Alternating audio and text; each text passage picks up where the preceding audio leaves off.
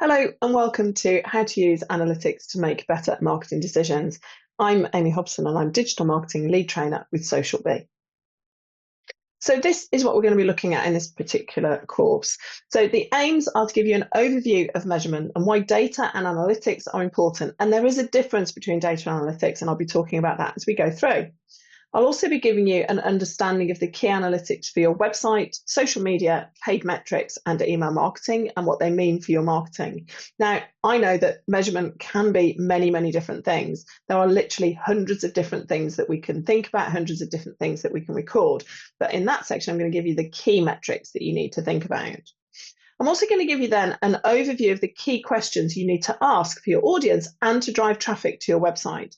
So some of those key things that we need to be thinking about and some of the questions that might help you to be able to find the data that's useful for you.